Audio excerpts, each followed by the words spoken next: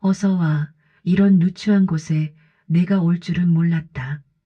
동창회에 다녀온 며느리가 울면서 현관문을 열고 들어서는 순간 거실에 앉아있던 시어머니 김 여사는 인상을 찌푸렸다. 며느리 지혜는 눈물범벅이 된 얼굴로 털썩 주저앉았다. 김 여사는 못마땅한 표정으로 며느리를 쳐다보며 어딘가로 전화를 걸었다. 여보세요? 지혜 엄마, 지금 당장 우리 집으로 좀 와봐요. 당신 딸이 사고를 쳤으니.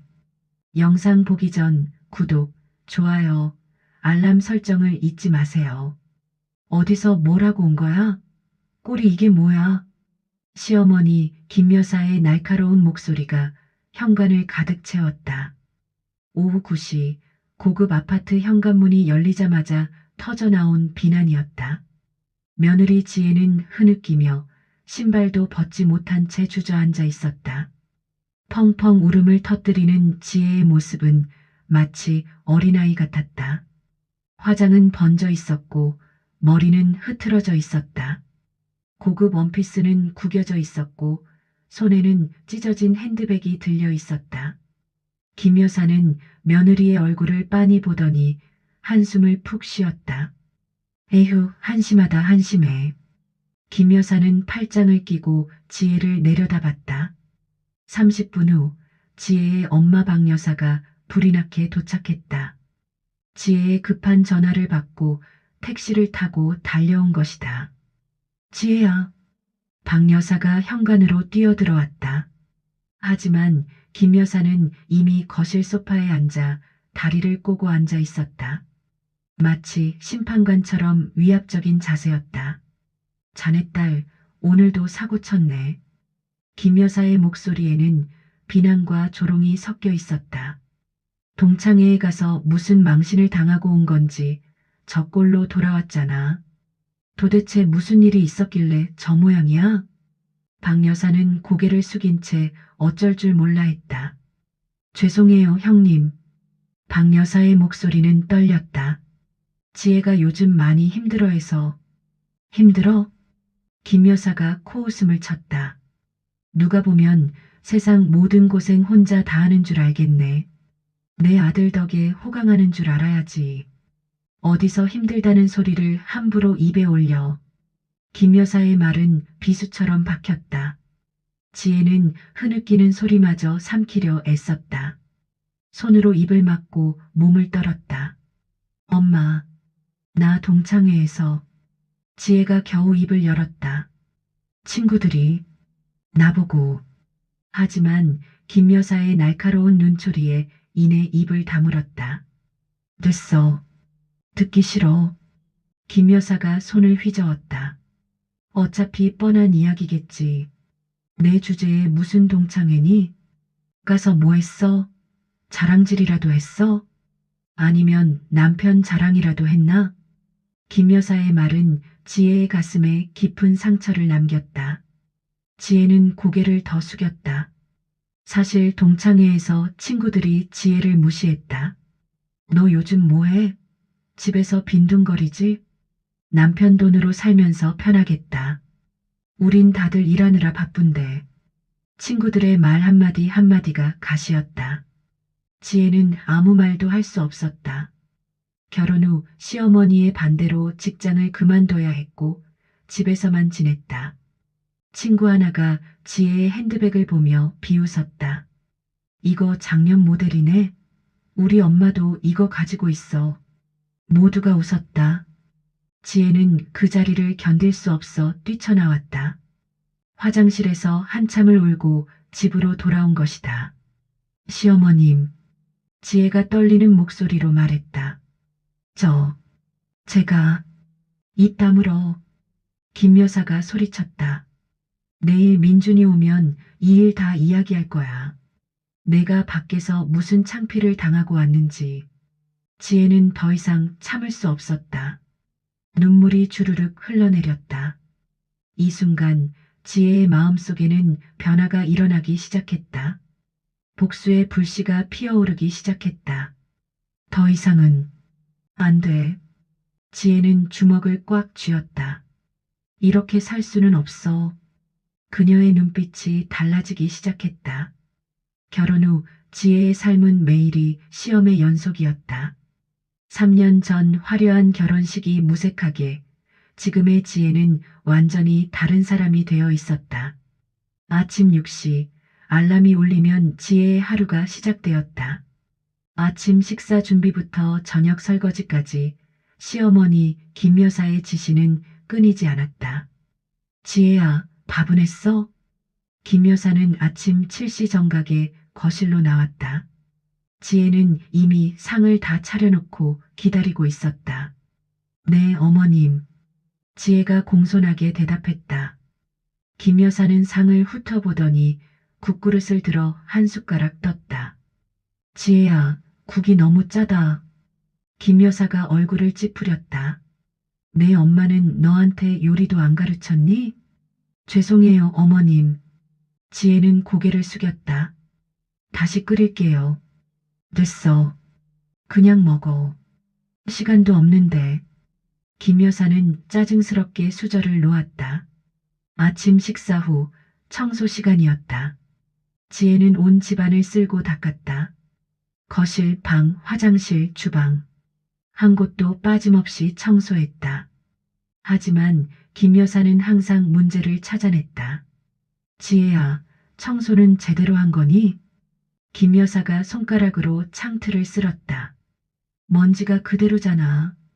이게 청소한 거야? 지혜는 다시 걸레를 들어야 했다. 김 여사는 며느리의 모든 행동에 꼬투리를 잡았다. 빨래를 하면 이렇게 빠는 게 아니야. 설거지를 하면 기름기가 남아있어. 심지어 지혜가 입은 옷차림까지 트집을 잡았다. 그 옷 너무 화려한 거 아니야? 집에서 누가 보라고 그렇게 입어? 남편 민주는 매번 엄마 편만 들었다. 저녁 식사 자리에서 김 여사가 지혜를 비난하면 민주는 항상 엄마 편이었다. 엄마가 틀린 말하는 거 아니잖아. 민준이 무심하게 말했다. 좀 더 신경 쓰면 되잖아. 당신도 좀 이해해줘. 엄마 성격 알잖아. 민준의 무관심은 지혜를 더욱 외롭게 만들었다. 밤에 침대에 누워서도 민주는 TV만 봤다. 지혜가 말을 걸면 피곤해. 나중에 얘기하자고 했다. 지혜의 시집살이는 동네에서도 소문이 자자했다. 엘리베이터에서 이웃 아줌마들이 수군거렸다. 805 며느리 참 불쌍해. 저렇게 착한 애를 왜 그렇게 구박하는지. 이웃들은 지혜를 안쓰럽게 보았다. 하지만 아무도 김 여사에게 대놓고 말릴 용기는 없었다. 김 여사는 아파트 부녀회장이었고 동네에서 입김이 센 사람이었다. 어느 화요일 오후였다. 지혜는 힘들어서 친정엄마에게 전화를 걸어 하소연했다. 작은 방으로 들어가 문을 닫고 조용히 전화했다. 엄마. 지혜의 목소리는 떨렸다. 저 너무 힘들어요. 제가 하는 모든 것이 시어머니 눈에는 부족한가 봐요. 아침부터 저녁까지 계속 잔소리만 들어요. 박 여사는 딸의 말에 눈물을 흘렸다. 전화 너머로 흐느끼는 소리가 들렸다. 지혜야. 박 여사의 목소리도 울먹였다. 내가 참아야지. 그래도 좋은 남편 만나서 행복하게 사는 게 최고야. 시집살이가 다 그런 거야. 친정엄마의 말은 위로가 되지 못했다. 오히려 지혜의 마음속에 쌓여있던 분노를 더욱 키웠다. 엄마조차 내 편이 아니구나. 지혜는 절망감에 빠졌다. 전화를 끊고 눈물을 닦으려는 순간이었다. 쾅! 방문이 거칠게 열렸다. 김 여사는 지혜가 전화를 끊자마자 방으로 들어와 삿대질했다. 너 지금 내 욕하고 있었지? 김 여사의 얼굴은 분노로 일그러져 있었다. 어디 시집와서 친정엄마한테 내 흉을 봐? 아니에요, 어머님. 지혜가 황급히 일어났다. 그냥 안부 여쭤본 거예요. 거짓말하지 마. 김 여사가 소리쳤다. 문 밖에서 다 들었어. 내가 널 얼마나 구박한다고 친정 엄마한테 울고불고 했어? 지혜는 아무 말도 할 수 없었다. 입술을 깨물고 고개만 숙였다. 대답 안 해? 김 여사가 한 걸음 더 다가왔다. 내가 뭘 잘못했는지 알아? 내 주제를 모르는 게 잘못이야. 이 모든 차별과 무시가 지혜를 벼랑 끝으로 몰고 있었다. 시간이 흐를수록 김 여사의 지혜를 향한 무시는 더욱 노골적이 되었다. 처음에는 그래도 체면을 차렸다면 이제는 아예 대놓고 지혜를 무시했다. 가족 식사 자리에서 김 여사는 늘 지혜를 투명 인간 취급했다. 어느 일요일 저녁 식사 자리였다. 온 가족이 식탁에 둘러앉았다. 김 여사, 민준, 그리고 지혜. 민준아, 밥 먹어. 김 여사가 민준에게 반찬을 집어주었다. 지혜는 옆에 앉아 있었지만 김 여사는 지혜를 보지도 않았다. 민준아, 옆집 아줌마 아들 이번에 승진했다더라. 김 여사가 말을 꺼냈다. 대리에서 과장으로 올라갔대. 같은 나이인데 말이야. 넌 언제쯤 엄마 얼굴에 꽃 피워줄 거니? 민주는 아무렇지 않게 고개를 끄덕였다. 엄마, 나도 곧 승진할 거야. 그래, 그래야지. 지혜는 자신의 남편이 비교당하는 상황이 불편했다. 하지만 아무 말도 할 수 없었다. 지혜가 입을 열면 김 여사는 더 심하게 나올 게 뻔했다. 시어머니는 지혜에게 단 한 번도 칭찬을 해준 적이 없었다. 쟤는 하는 것마다 왜 저러니? 김 여사가 지혜를 가리키며 말했다. 손이 왜 이렇게 느려? 밥 한 끼 차리는데 2시간씩 걸려. 지혜는 실제로 아침 5시부터 일어나 준비했지만 인정받지 못했다. 이런 말들은 이제 지혜에게 일상적인 비난이 되었다. 매일 듣는 말이었다. 지혜는 점점 자신감을 잃어갔다. 내가 정말 그렇게 못난 사람인가? 스스로를 의심하기 시작했다. 더 큰 시련은 한 달에 한 번 있는 시댁 가족 모임이었다. 어느 토요일 시댁 식구들이 모두 모인 자리였다. 김 여사의 딸 민지 시누이, 김 여사의 동생 부부, 그리고 조카들까지 총 10명이 넘는 사람들이 모였다. 지혜는 아침부터 음식 준비로 정신이 없었다. 갈비찜, 전, 잡채, 나물, 국밥, 모든 것을 혼자 준비했다. 식사가 시작되고 김 여사는 지혜의 어린 시절 이야기를 꺼냈다. 그나저나 말이야. 김 여사가 술잔을 들며 말했다. 지혜가 어릴 적에 좀 모자랐대. 지혜는 귀를 의심했다. 공부도 못하고 친구도 없어서 혼자 지내는 시간이 많았다고 하더군. 그래서 성격이 저렇게 소극적인가 봐. 시어머니의 조롱 섞인 말에 지혜는 얼굴이 붉어졌다. 모두가 지혜를 이상한 눈으로 쳐다봤다. 시누이 민지가 킥킥거리며 웃었다. 진짜요? 어머니가 그걸 어떻게 아세요? 지혜 친정엄마가 그러더라. 김 여사가 거짓말을 했다. 지혜의 어린 시절은 김 여사의 말과는 전혀 달랐다. 지혜는 어릴 적부터 친구들에게 인기가 많았다. 학급 회장도 했고 학교 성적도 우수했다. 대학도 명문대를 나왔다. 하지만 김 여사는 끊임없이 지혜의 과거를 왜곡하며 그녀를 비하했다. 그러게요. 그래서 직장도 제대로 못 다녔나 봐요. 시누이가 거들었다. 언니 결혼하기 전에 회사 다녔다며? 몇 년 다녔어? 2년요. 지혜가 작은 목소리로 대답했다. 고작 2년? 시누이가 비웃었다. 나는 8년째 다니는데. 그러게. 끈기가 없어. 김 여사가 덧붙였다. 어휴, 민준이가 왜 저런 애랑 결혼을 했는지. 김 여사의 마지막 한마디였다. 내가 말렸어야 했는데. 그 순간 식탁이 조용해졌다. 모두가 지혜를 쳐다봤다. 지혜는 억지로 미소를 지었다. 하지만 그 미소 뒤에는 분노가 끓어오르고 있었다. 속으로는 칼날을 갈고 있었다. 어떻게, 어떻게 저럴 수가 있지? 지혜의 손이 떨렸다. 젓가락을 쥔 손에 힘이 들어갔다. 더 이상 참을 수 없었다.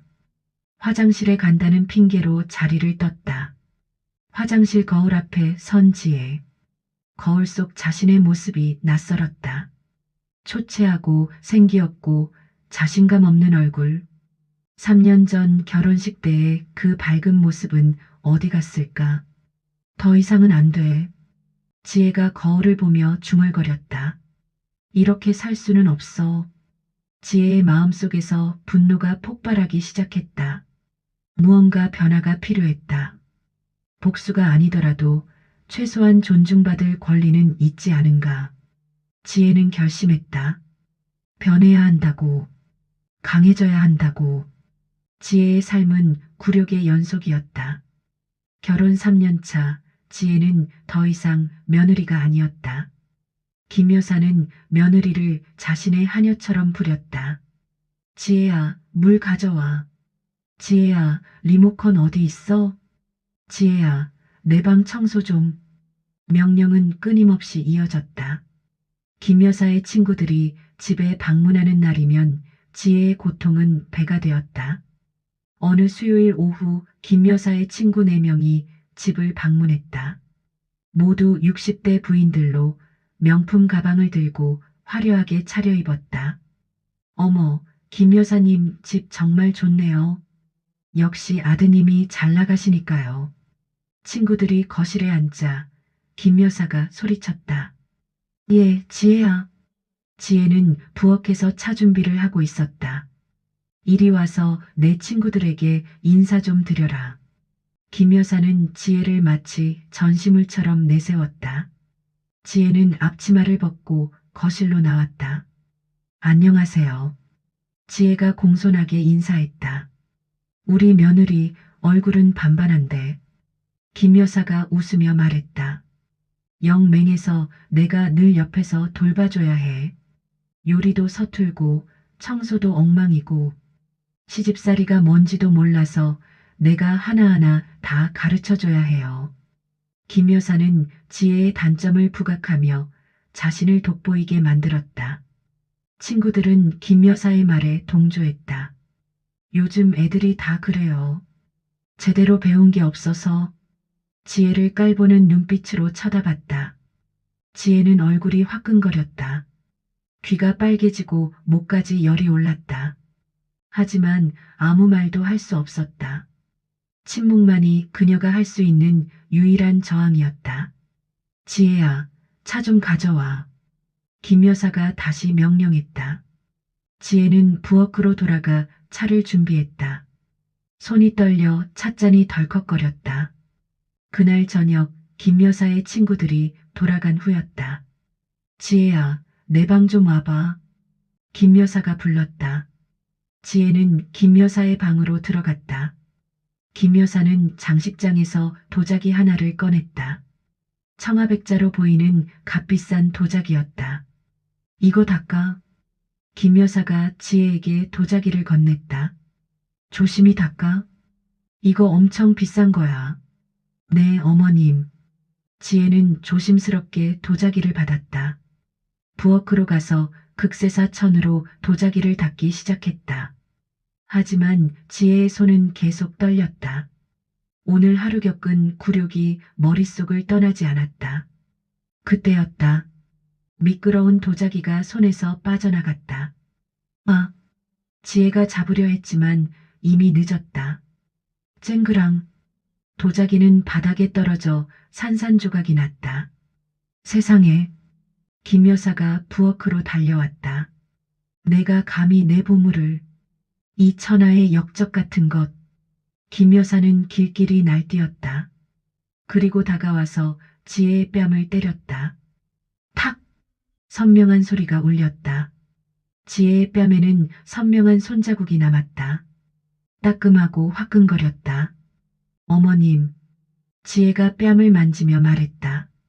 죄송해요. 제가 실수. 실수로 500만 원짜리 도자기를 깨. 김 여사가 소리쳤다. 너 이거 어떻게 할 거야? 남편 민주는 방에 있었다. 문을 닫고 헤드폰을 끼고 음악을 듣고 있었다. 아니, 어쩌면 다 들었을지도 모른다. 하지만 잠자코 나오지 않았다. 지혜는 바닥에 떨어진 도자기 조각들을 바라보며 눈물을 흘렸다. 무릎을 꿇고 조각들을 주었다. 손가락이 베었지만 아프지 않았다. 마음이 더 아팠다. 이 모든 굴욕은 지혜의 마음속에 깊은 원한으로 자리 잡았다. 지혜는 더 이상 참을 수 없었다. 그날 밤 지혜는 잠을 이룰 수 없었다. 복수를 계획해야 했다. 은밀하게, 아무도 눈치채지 못하게. 시작이야. 지혜는 어둠 속에서 눈을 떴다. 이제 내 차례야. 지혜는 더 이상 참지 않기로 결심했다. 도자기 사건으로 뺨을 맞은 그날 밤 모든 것이 바뀌었다. 그녀는 남몰래 복수를 위한 준비를 시작했다. 먼저 시어머니 김 여사의 약점을 파악하기 시작했다. 지혜는 작은 노트를 하나 샀다. 그 노트에 김 여사에 대한 모든 것을 기록하기 시작했다. 김 여사는 명품 쇼핑과 고급 사교 모임에 열을 올리는 인물이었다. 매주 목요일마다 백화점 VIP 라운지에 가는 습관이 있었다. 한 달에 최소 500만 원은 명품에 쓰는 것 같았다. 그리고 무엇보다 아들 민준에게 의지하는 경향이 강했다. 민준이 조금만 늦게 들어오면 전화를 수십 통 했다. 지혜는 이 모든 것을 노트에 기록했다. 어느 날 지혜는 김 여사의 휴대폰을 몰래 확인할 기회를 얻었다. 김 여사가 샤워하는 동안이었다. 거실 소파에 놓인 휴대폰. 지혜는 김 여사의 통화 내역과 문자 메시지를 몰래 확인했다. 손이 떨렸지만 빠르게 스크롤을 내렸다. 그때 이상한 것을 발견했다. 김 여사가 매달 큰 금액을 정체 모를 계좌로 이체하고 있었다. 매달 20일 300만 원씩. 받는 사람 이름은 수진. 수진이 누구지? 지혜는 궁금했다. 휴대폰을 원래 자리에 놓고 부엌으로 돌아왔다. 지혜는 조용히 이 사실을 조사하기 시작했다. 인터넷으로 김 여사의 과거를 검색했다. 오래된 신문 기사, SNS, 블로그, 모든 것을 뒤졌다. 며칠 후 놀라운 사실을 발견했다.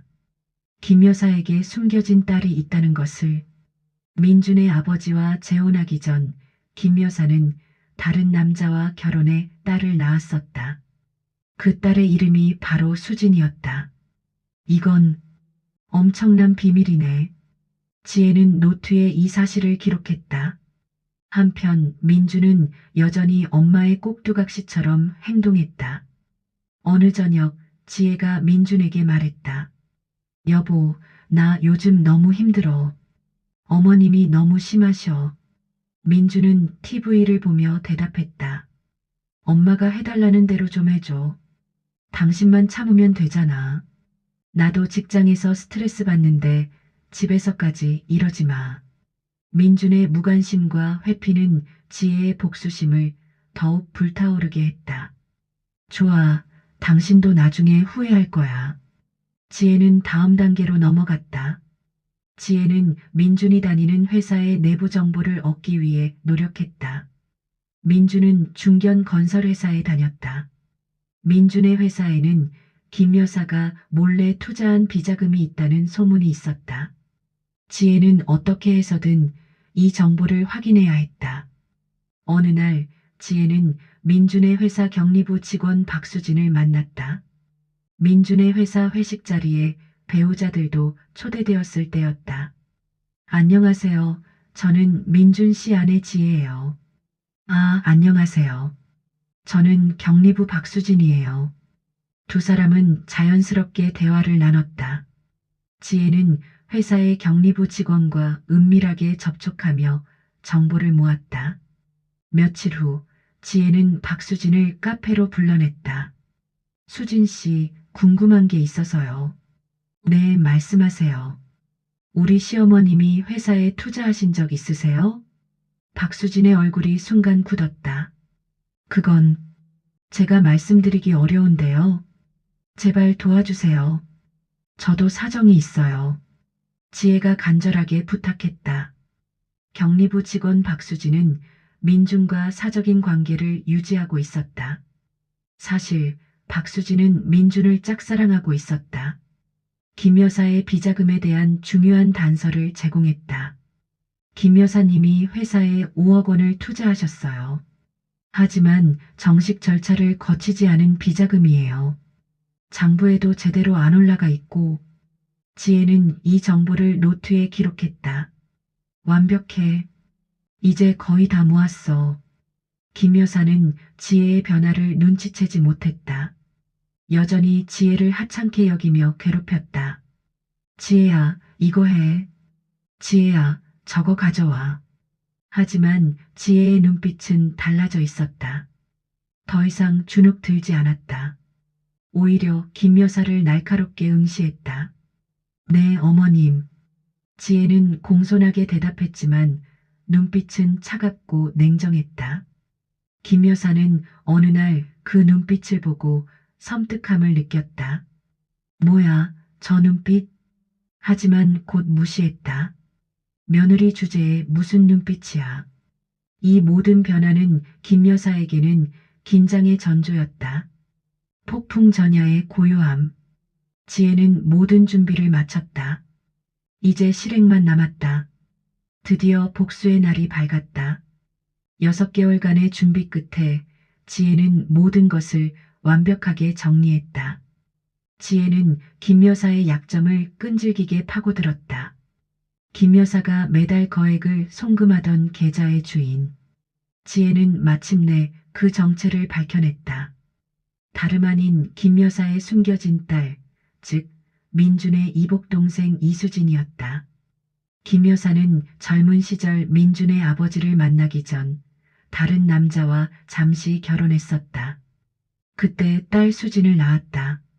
하지만 김 여사는 더 나은 삶을 위해 그 아이를 버려두고 민준의 아버지와 재혼했던 것이다. 지혜는 이 사실을 철저히 조사하고 증거를 모았다. 가족관계 증명서, 은행 이체 내역, 과거 신문 기사, 모든 것을 파일로 정리했다. 그리고 민준의 회사에 대한 비자금 정보도 입수했다. 김 여사는 민준의 회사에 5억 원을 투자했다. 하지만 정식 절차를 거치지 않은 비자금이었다. 불법적인 방법으로 재산을 불리고 있었던 것이다. 지혜는 이 모든 사실을 폭로할 계획을 세웠다. 먼저 김 여사의 숨겨진 딸 이수진에게 연락했다. 지혜는 수진을 카페에서 만났다. 안녕하세요. 저는 지혜라고 합니다. 왜 저를 찾으신 거죠? 수진은 경계하는 눈빛이었다. 김 여사의 며느리입니다. 수진의 얼굴이 굳었다. 지혜는 김 여사가 보낸 돈과 관련된 정보를 캐냈다. 김 여사가 매달 300만 원씩 보내고 있죠? 어떻게 하셨어요? 저도 사정이 있어서요. 지혜가 차분하게 설명했다. 김 여사의 숨겨진 딸은 어머니에 대한 원망이 가득했다. 그 사람은 제 엄마가 아니에요. 수진의 목소리는 떨렸다. 저를 버리고 다른 남자한테 갔어요. 돈으로 모든 걸 해결할 수 있다고 생각하는 사람이에요. 수진은 지혜의 복수 계획에 동참하기로 했다. 제가 도울 수 있는 게 있으면 말씀하세요. 그 사람이 받아야 할 벌을 받게 하고 싶어요. 지혜는 고개를 끄덕였다. 함께 해주셔서 감사합니다. 다음 날 지혜는 김 여사의 비자금과 관련된 정보를 언론에 제보했다. 익명으로 이메일을 보냈다.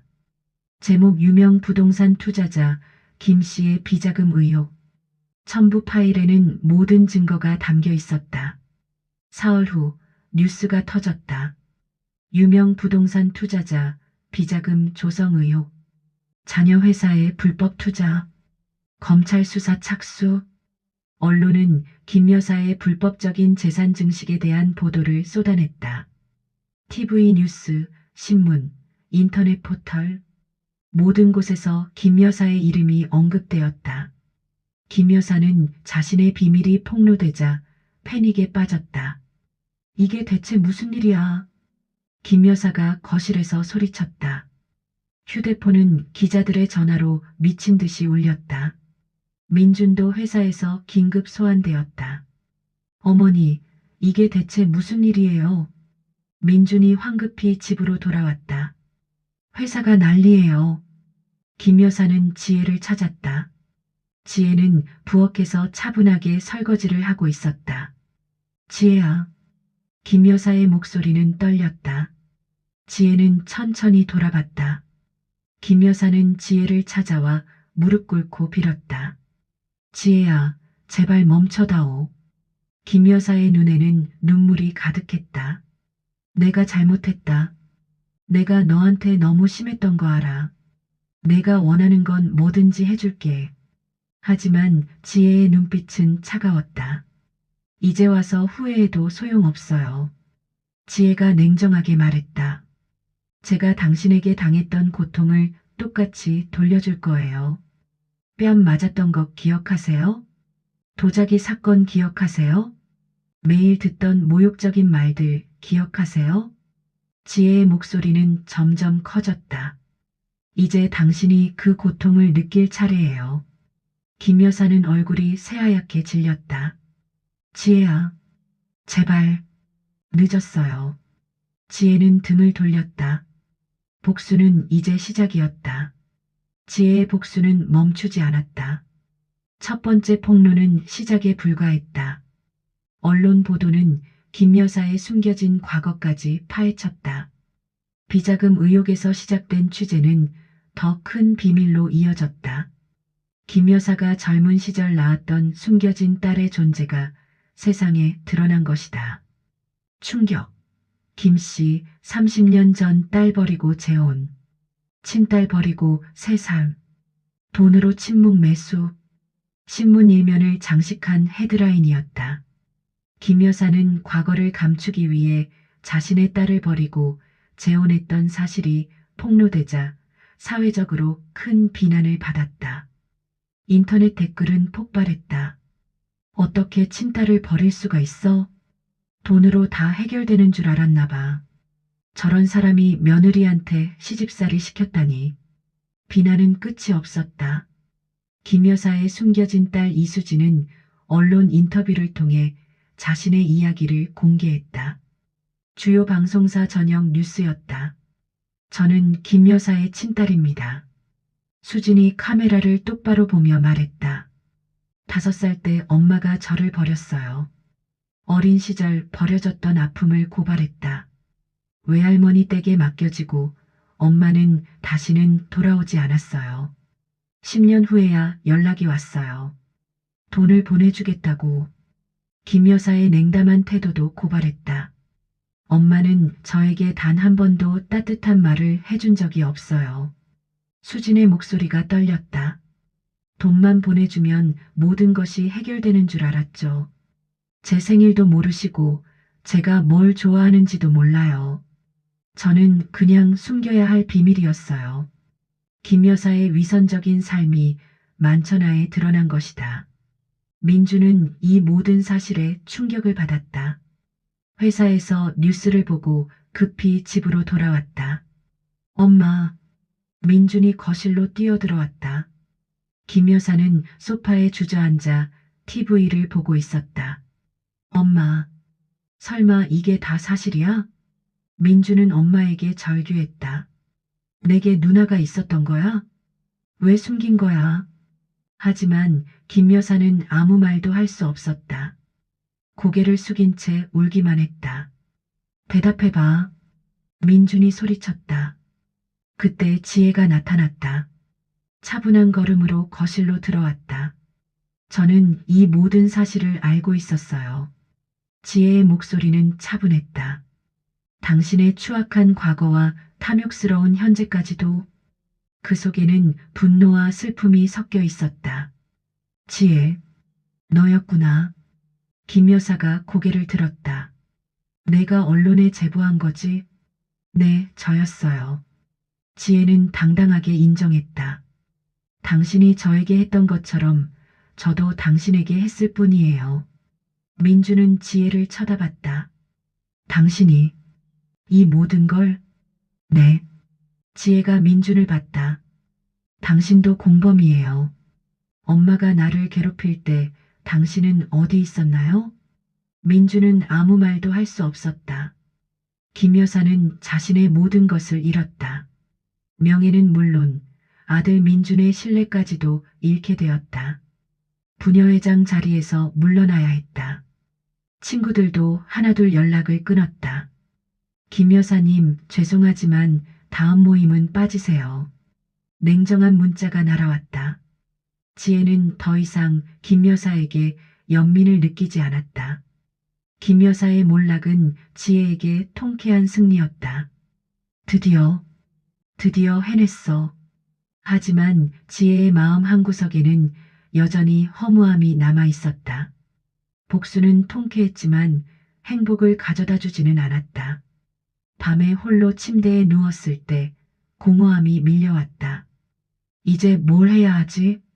김 여사의 사회적 매장은 지혜의 반격의 서막에 불과했다.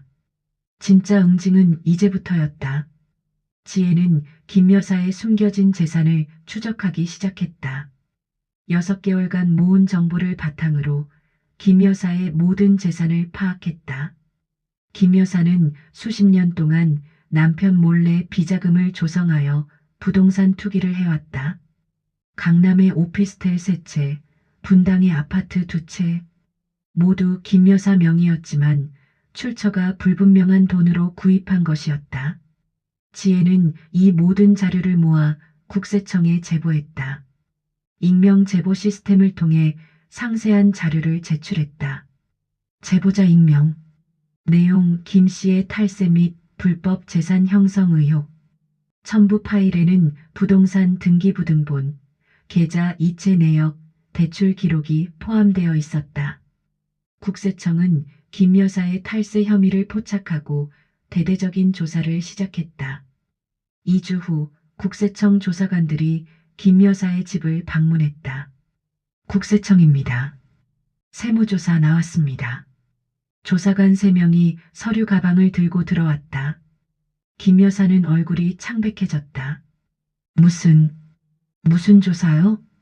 부동산 취득 자금 출처와 세금 신고 내역을 확인하려고 합니다.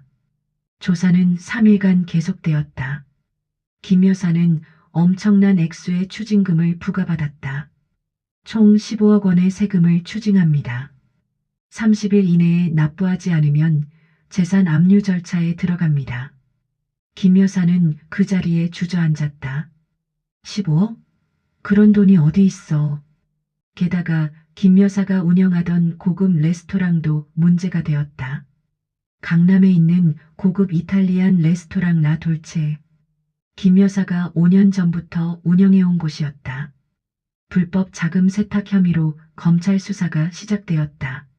레스토랑 수입을 신고하지 않고 빼돌렸다는 의혹이 있습니다. 검찰이 레스토랑을 압수수색했다. 결국 레스토랑은 문을 닫게 되었다. 라 돌체 불법 자금 세탁 혐의로 폐업. 뉴스가 보도되었다. 김 여사는 모든 것을 잃고 빈털터리가 되었다. 부동산은 압류되었고 레스토랑은 문을 닫았다. 은행 계좌는 모두 동결되었다. 지혜는 김 여사의 몰락을 지켜보며 차갑게 웃었다. 거실에서 뉴스를 보며 말했다. 이제 당신이 저에게 했던 모든 고통을 돌려받을 차례예요. 김 여사는 소파에 앉아 멍하니 TV를 보고 있었다. 지혜야. 김 여사의 목소리는 힘이 없었다. 내가 원하는 게 뭐니? 아무것도 원하지 않아요. 지혜가 냉정하게 대답했다. 당신이 무너지는 것, 그것만으로 충분해요. 민주는 엄마의 몰락에 충격을 받아 폐인이 되었다. 회사는 이미 그를 해고했다. 김 여사의 아들이라는 이미지가 회사에 악영향을 미칩니다. 인사팀장의 차가운 통보였다. 민주는 매일 술을 마셨다. 소주병이 거실에 쌓여갔다. 어느 날 밤 민주는 지혜에게 빌었다. 지혜야, 제발. 민준이 무릎을 꿇었다. 엄마를 용서해줘. 나도 잘못했어. 하지만 지혜는 이미 마음을 닫은 상태였다. 당신은 항상 엄마 편만 들었잖아요. 지혜가 민준을 내려다봤다. 저에게 단 한 번이라도 힘이 되어준 적이 있나요? 제가 도자기 때문에 뺨 맞았을 때 당신은 어디 있었어요? 제가 매일 모욕당할 때 당신은 뭐 했어요? 민주는 아무 대답도 할 수 없었다. 지혜는 민준과의 이혼을 결심했다. 다음 날 지혜는 이혼 서류를 내밀었다. 여기 서명하세요. 지혜야, 서명하세요. 지혜의 목소리는 단호했다. 김 여사는 하루아침에 모든 것을 잃고 고시원으로 쫓겨났다. 고급 아파트는 압류되었다. 김 여사는 짐을 싸서 고시원으로 이사했다. 3평짜리 좁은 방. 과거에 화려했던 삶은 온데간데 없었다. 명품 가방도 고급 가구도 모두 사라졌다. 김 여사는 지혜에게 복수하려 했다. 하지만 이미 모든 것을 잃은 그녀에게는 아무런 힘도 남아있지 않았다. 지혜의 응징은 이제부터 시작이었다. 김 여사의 몰락은 지혜의 진짜 응징이었다. 하지만 지혜는 여기서 멈추지 않았다. 지혜는 김 여사가 운영하던 레스토랑의 부지 매입 과정에 얽힌 비리를 파헤쳤다. 5년 전 김 여사는 강남 한복판의 상업용 부지를 매입했다. 당시 그 부지는 개발 제한 구역이었다. 하지만 김 여사는 어떻게든 용도를 변경하여 레스토랑을 지었다. 지혜는 구청 내부 고발자를 통해 결정적 증거를 입수했다. 김 여사는 해당 부지를 매입하기 위해 공무원에게 뇌물을 건넨 사실이 드러났다. 구청 도시계획과 과장에게 5천만 원, 용도 변경 승인을 받기 위한 뇌물이었다. 지혜는 이 모든 증거를 수집하여 검찰에 넘겼다. 통장 이체 내역, 녹음 파일, 문자 메시지. 모든 것이 완벽했다. 검찰은 김 여사를 뇌물공여 혐의로 기소했다. 김 씨, 뇌물공여 혐의로 기소. 레스토랑 부지 매입 과정에서 공무원에게 5천만 원 제공. 언론이 또다시 들끓었다. 3개월 후 재판이 열렸다. 서울중앙지방법원 대법정. 김 여사는 피고석에 앉았다. 초라한 모습이었다. 명품 옷 대신 낡은 정장을 입고 있었다. 재판 과정에서 김 여사는 자신의 죄를 인정하지 않았다. 저는 뇌물을 준 적이 없습니다. 김 여사가 증인석에서 말했다. 그냥 정당한 절차를 밟았을 뿐입니다. 하지만 지혜가 제시한 증거들은 너무나 명확했다. 검사가 증거를 하나씩 제시했다. 이 통장 내역을 보십시오. 피고인이 김 과장에게 5천만 원을 송금한 기록입니다. 그리고 이 녹음 파일을 들어보시겠습니까? 법정에 김 여사의 목소리가 울려 퍼졌다. 과장님 부탁드립니다. 이거 받으시고. 방청석이 술렁거렸다.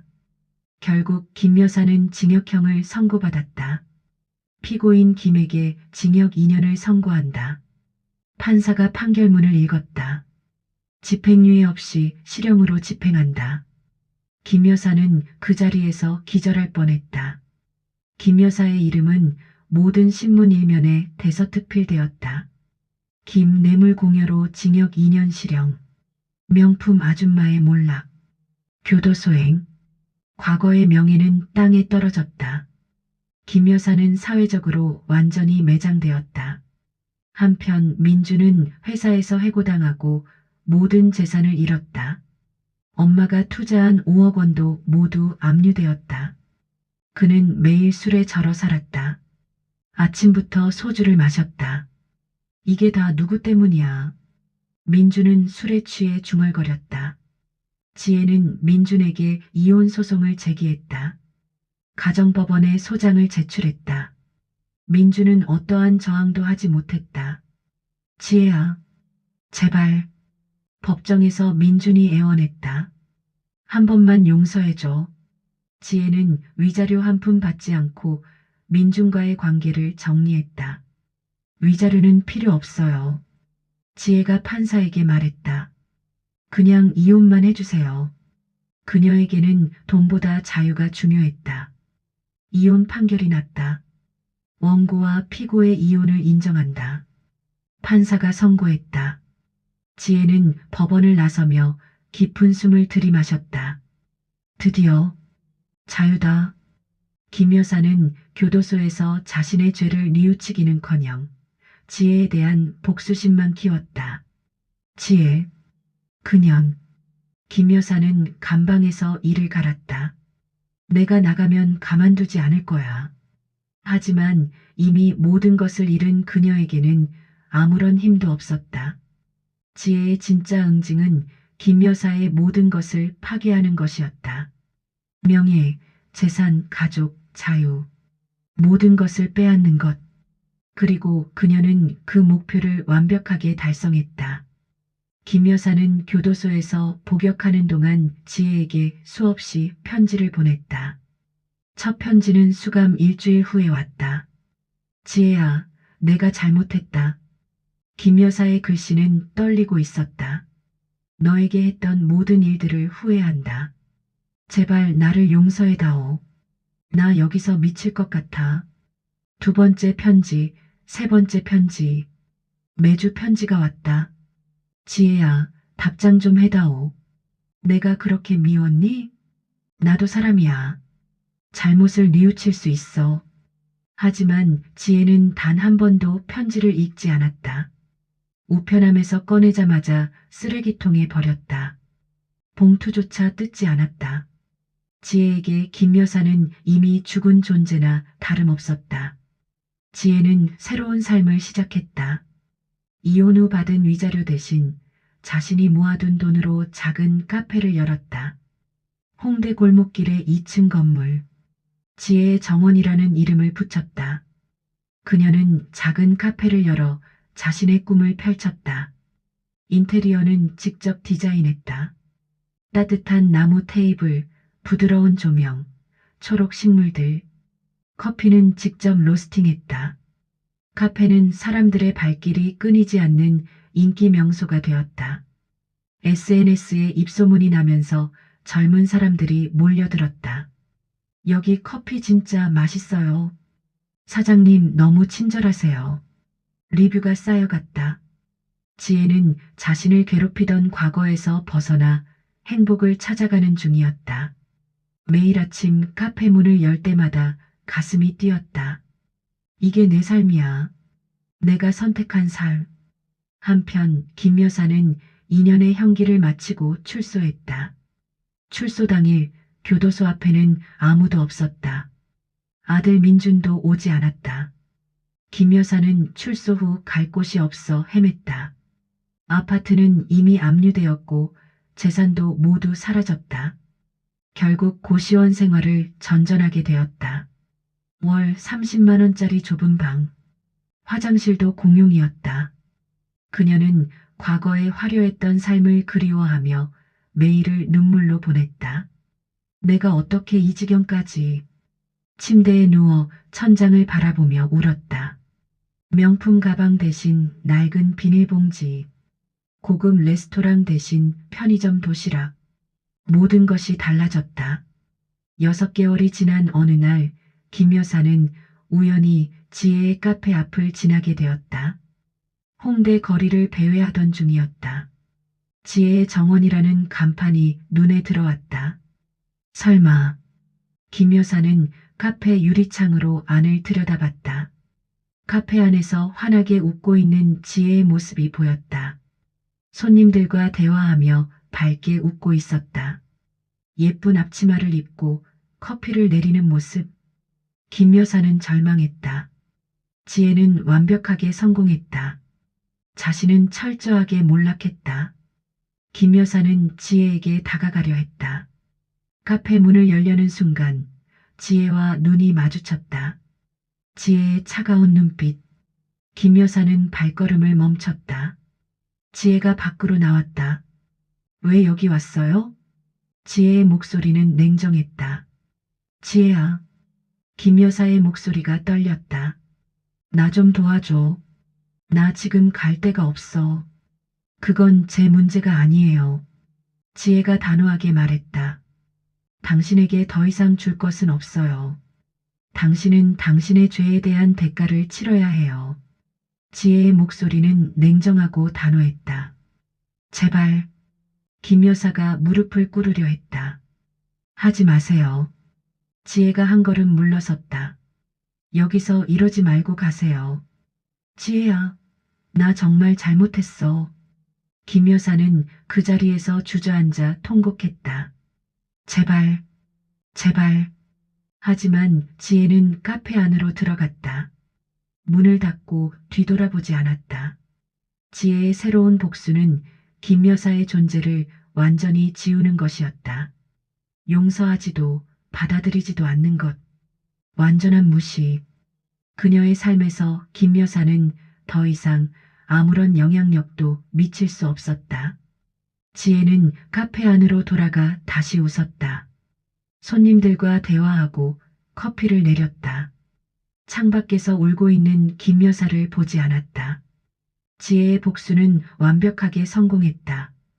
1년이라는 시간 동안 지혜는 모든 것을 계획하고 실행했다. 김 여사는 모든 것을 잃고 사회에서 완전히 고립되었다. 교도소에서 출소한 후 김 여사는 고시원을 전전했다. 친구도 가족도 재산도 모두 사라졌다. 과거에 화려했던 명품 아줌마는 이제 없었다. 민준 역시 모든 것을 잃고 폐인처럼 살았다. 지혜와 이혼한 후 민준은 작은 원룸에서 혼자 살았다. 직장도 없고 미래도 보이지 않았다. 매일 편의점 알바로 근근히 생활했다. 손님, 봉투 드릴까요? 민준의 목소리는 힘이 없었다. 한때는 중견 건설회사 대리였던 그가 이제는 시급 9,860원 알바생이었다. 지혜는 이제 과거의 상처에서 완전히 벗어나 새로운 삶을 살고 있었다.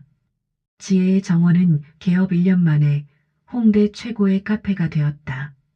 그녀의 카페는 번창했다. 평일에도 자리가 없을 정도였다. 주말에는 웨이팅이 30분씩 걸렸다. 사장님, 오늘도 만석이에요. 직원 수연이가 환하게 웃으며 말했다. 주변에는 그녀를 진심으로 아끼는 사람들이 생겼다. 카페 직원들 수연, 민지, 준호. 모두 지혜를 언니처럼 따랐다. 단골 손님들도 지혜를 좋아했다. 사장님 커피가 최고예요. 여기 오면 마음이 편해져요. 지혜는 매일 아침 카페 문을 열 때마다 새로운 희망을 느꼈다. 오전 8시 셔터를 올리는 순간 오늘도 좋은 하루가 될 거야. 햇살이 카페 안으로 쏟아져 들어왔다. 과거의 지혜는 어둡고 우울했다. 주눅 들고 자신감 없고 매일 울었던 여자. 하지만 이제 그녀의 얼굴에는 밝은 미소가 가득했다. 거울을 볼 때마다 달라진 자신을 발견했다. 눈빛이 달랐다. 자신감이 넘쳤다. 그녀는 자신을 괴롭혔던 모든 고통을 극복하고 진정한 자유를 얻었다. 더 이상 누구에게도 지배받지 않았다. 자신의 선택으로 살았다. 하지만 지혜의 마음 한구석에는 여전히 공허함이 남아 있었다. 밤이 되면 혼자 남았을 때 그 공허함이 밀려왔다. 복수는 그녀에게 통쾌함을 주었다. 김 여사가 무너지는 모습, 민준이 후회하는 모습, 그 모든 것이 통쾌했다. 하지만 진정한 행복을 가져다 주지는 못했다. 어느 날 밤 카페 문을 닫고 2층 사무실에 홀로 앉아 있었다. 지혜는 과거를 회상하며 눈물을 흘렸다. 내가 뭘 한 거지. 3년간의 시집살이, 도자기 사건, 뺨 맞았던 날, 그리고 1년간의 복수, 모든 것이 주마등처럼 스쳐 지나갔다. 복수가 과연 옳은 일이었을까? 그녀는 답을 찾을 수 없었다. 김 여사는 분명 잘못했다. 비난받아 마땅했다. 하지만 지혜 자신도 김 여사처럼 냉정하고 잔인해진 건 아닐까? 나도 그 사람처럼 된 건 아닐까? 복수는 그녀에게 새로운 시작을 선물했다. 자유를 주었고 성공을 주었다. 하지만 동시에 새로운 질문을 던졌다. 그녀는 이제 무엇을 위해 살아야 할까? 복수가 끝난 지금 무엇이 남았을까? 창밖을 바라봤다. 홍대 거리에 네온 사인이 반짝였다. 사람들이 오가고 웃고 살아가고 있었다. 나도 이제 진짜로 살아야 해. 복수가 아닌 진짜 행복을 위해. 지혜는 눈물을 닦았다. 시간이 흘러 지혜의 카페는 더욱 번창하여 동네의 명소가 되었다. 개업 2년차 지혜의 정원은 홍대에서 가장 유명한 카페 중 하나가 되었다. SNS 팔로워는 5만 명을 넘었고 매거진에도 소개되었다. 지혜는 직원을 5명으로 늘렸고 2호점 계획도 세우고 있었다. 어느 가을날 오후 카페는 한산했다. 평일 오후 3시 손님이 몇 명 없는 시간이었다. 지혜는 카운터에서 새로운 메뉴를 구상하고 있었다. 띵동. 카페 문을 열고 들어오는 낯익은 얼굴이 있었다. 바로 김 여사였다. 지혜의 손이 멈췄다. 김 여사는 헬쑥해진 얼굴에 초라한 옷차림으로 지팡이를 짚고 서 있었다. 한때 명품으로 치장했던 그녀의 모습은 어디에도 없었다. 낡은 점퍼, 구겨진 바지, 해진 운동화. 머리는 완전히 희끗해져 있었다. 지혜는 김 여사를 알아보았다. 심장이 쿵쾅거렸다. 하지만 애써 모른 척했다. 어서 오세요. 지혜는 평소처럼 인사했다. 김 여사는 조용히 빈자리에 앉아 커피 한 잔을 주문했다. 아메리카노. 하나 주세요. 목소리가 떨렸다. 네, 잠시만 기다려주세요. 지혜는 커피를 내리기 시작했다. 손이 떨렸지만 애써 침착함을 유지했다. 커피를 건네며 지혜는 김 여사를 슬쩍 쳐다봤다. 김 여사는 커피를 받아들고 자리로 돌아갔다. 그녀는 커피를 마시며 지혜의 카페를 둘러보았다. 따뜻한 인테리어, 초록 식물들, 밝은 조명. 벽에는 손님들이 남긴 메모들이 붙어 있었다. 이곳에서 행복했어요. 사장님 감사합니다. 김 여사의 눈에 눈물이 고였다. 과거의 김 여사는 오만하고 거만했다. 며느리를 하녀처럼 부리고 뺨을 때렸던 여자. 하지만 지금의 김 여사는 초라하고 쓸쓸해 보였다. 20분 후 김 여사는 커피를 다 마셨다. 컵을 내려놓고 한참을 망설이다가 자리에서 일어났다. 지혜에게 다가갔다. 카운터 앞에 섰다. 지혜야. 김 여사의 목소리는 떨렸다. 지혜는 아무 말 없이 김 여사를 쳐다보았다. 눈빛은 차갑고 냉정했다. 내가. 김 여사는 말을 잇지 못했다. 눈물이 흘러내렸다. 내가 너에게 정말 미안하다. 김 여사가 겨우 말을 꺼냈다. 내게 했던 모든 잘못들을 용서해다오. 뺨을 때렸던 것, 매일 모욕했던 것. 모든 게 내 잘못이었어. 김 여사는 무릎을 꿇고 지혜에게 용서를 빌었다. 카페 안의 손님들이 깜짝 놀라 쳐다봤다. 어머님. 지혜의 목소리가 떨렸다. 지혜의 눈에서는 눈물이 흘러내렸다. 2년간 참았던 눈물이 터져나왔다. 복수는 성공했지만 마음은 여전히 아팠다. 그녀는 김 여사를 용서할 수 있을까? 오랜 시간 동안 복수심에 사로잡혀 살았던 지혜. 하지만 김 여사의 진심 어린 사과에 마음이 흔들렸다. 무릎 꿇고 있는 늙고 병든 여자. 한때는 그렇게 미웠던 사람. 하지만 지금은 그저 불쌍해 보였다. 일어나세요, 어머님. 지혜는 김 여사를 일으켜 세웠다. 김 여사의 손은 차갑고 거칠었다. 이제 모든 것을 잊고 새로운 삶을 사세요. 지혜의 목소리는 여전히 차가웠다.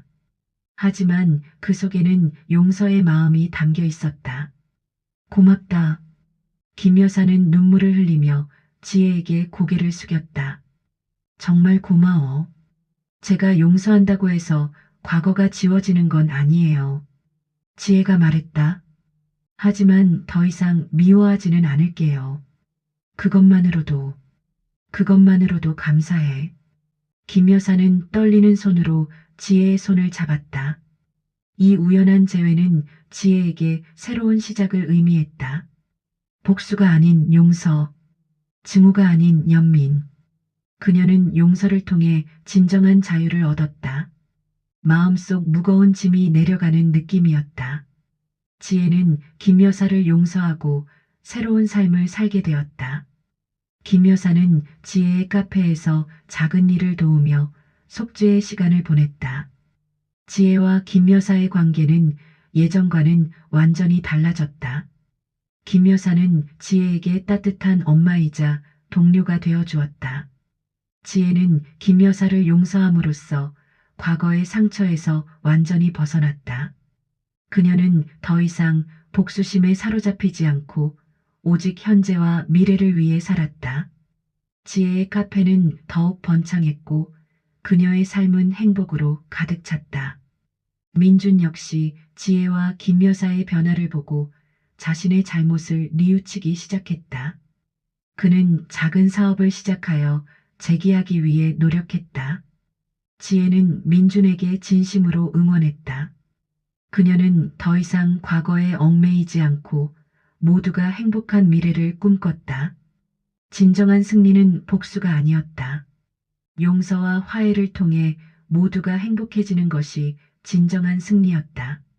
지혜는 이제 그 의미를 깨달았다.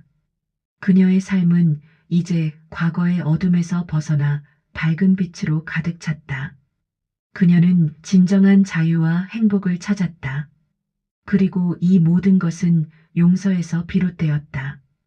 영상이 마음에 들었다면 구독, 좋아요, 알람 설정을 눌러주세요.